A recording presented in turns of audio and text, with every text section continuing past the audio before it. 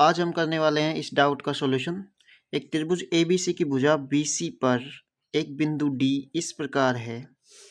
भुजा BC दिख रही है नीचे, ये त्रिभुज ABC है, इसमें भुजा BC है, इस पर D बिंदु है। इस प्रकार है कि ADC कोण ADC कौन सा, ये वाला, और कोण BAC, ये दोनों क्या है, समान है। तो देखो मैंने दो त्रिभुज बनाए हैं इसमें, एक तो बड़ा वाला ABC और एक हरा वाला जो दिख रहा होगा आपको बाउंड्री ADC। तो ये दो त्रिभुज दिख रहे हैं, हमें सिद्ध क्या करना है, CA² बराबर CB डॉट CD। तो हमें ऐसे दो त्रिभुज लेने हैं जिसमें CA भुजा कॉमन हो, तो मैंने एक तो ABC ले लिया, इसमें भी CA भुजा है, और एक ADC ले लिया, इसमें भी CA भुजा है। अब इन दोनों त्रिभुजों को मैं समरूप सिद्ध करूंगा। पहले तो समरूप सिद्ध करने के लिए हमें क्या चाहिए, समरूप सिद्ध करने के लिए अगर हमने दो कोण बराबर सिद्ध कर दिए तो AA नियम से समरूप हो जाएंगे। तो देखो कोण BAC कोण ADC तो बराबर दे रखा है, दिया है, और कोण C क्या है, दोनों में है, उभयनिष्ठ कोण है। तो इस वजह से ये दो कोण बराबर हो गए दोनों त्रिभुजों के, इसलिए AA नियम से ये दोनों त्रिभुज क्या हो गए, समरूप। अब समरूप हो गए तो कंडीशन क्या होती है, समरूपता की कंडीशन ये होती है कि तीनों कोण बराबर होते हैं, संगत कोण बराबर और संगत भुजाएं समानुपाती। तो हमारे पास संगत भुजाएं कौन कौन सी होगी, पहले आप इसको लिख लो भाई। जो A पर कोण है वो किस कोण के बराबर है, D वाले कोण के बराबर है, तो A की जगह D आएगा। फिर B पर जो कोण है वो A वाले कोण के बराबर हो जाएगा, और C वाला कोण तो कॉमन है, तो C की जगह C होगा।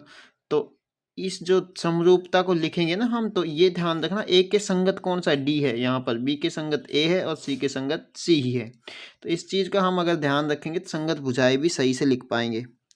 तो देखो AB के संगत भुजा कौन सी है, तो AB के संगत भुजा होगी, इसमें देख लो भाई, A के संगत है D और B के संगत है A, तो AD भुजा होगी, वो क्या होगी, संगत होगी AB के।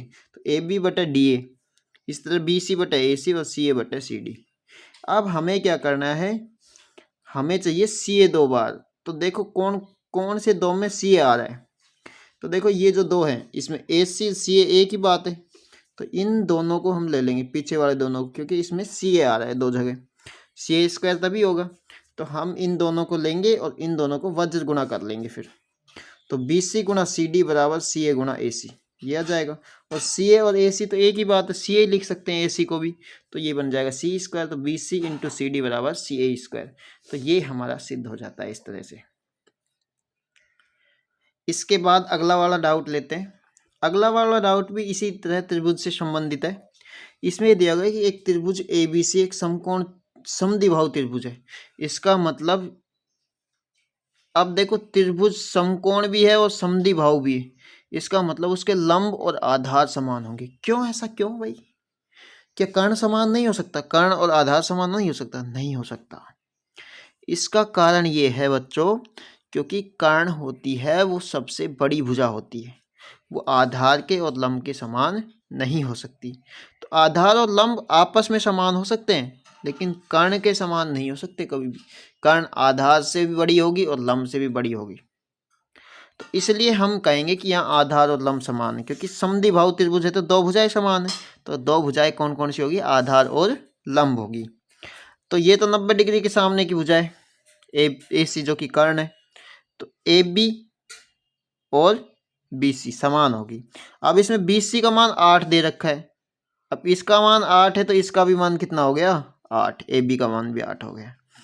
आगे क्या दे रखा है, तो AD की लंबाई क्या होगी, हमें निकालनी ये वाली AD की लंबाई, बीच वाली जो दिख रही है ना, A से D पे मिला है, जहाँ D है वो भुजा BC का मध्य बिंदु। अगर D भुजा BC का मध्य बिंदु है तो टोटल BC की लंबाई तो 8 है, तो BD की लंबाई 4 हो जाएगी और DC की लंबाई भी 4 हो जाएगी। तो हमें एक प्रकार से एक त्रिभुज आपको दिख रहा होगा, ये छोटा वाला ABD, ये जो ABD त्रिभुज है ये भी तो एक समकोण त्रिभुज है, और इसमें आधार भी हमें पता है और लंब भी पता है, 8 और 4। तो हम कर्ण AD का मान निकालना है हमें, तो कर्ण का मान निकाल सकते हैं। कौन सी प्रमेय से, पाइथागोरस प्रमेय से। तो पाइथागोरस प्रमेय से क्या कहेंगे, कर्ण मतलब AD² बराबर AB² प्लस BD²। तो AB का मान हो गया 8, तो 8 का स्क्वायर, और बी डी का मान हो गया 4, तो 4 का स्क्वायर, 8 का स्क्वायर 64, 4 का स्क्वायर 16, दोनों को जोड़ेंगे 80 आ गया। अब ए डी के स्क्वायर का मान है 80, तो ए डी का मान निकालना है तो अंडर रूट 80 हो जाएगा। अंडर रूट 80 को हम 16 गुना 5 लिख लेंगे। 16 का वर्गमूल 4 होता है, 5 का वर्गमूल होता नहीं है, तो वो अंडर रूट के अंदर ही रह जाएगा। तो इस तरह ए डी का मान जो है वो हो जाएगा 4 अंडर रूट 5 सेंटीमीटर। तो ये अपना पूरा 2 डाउट थे।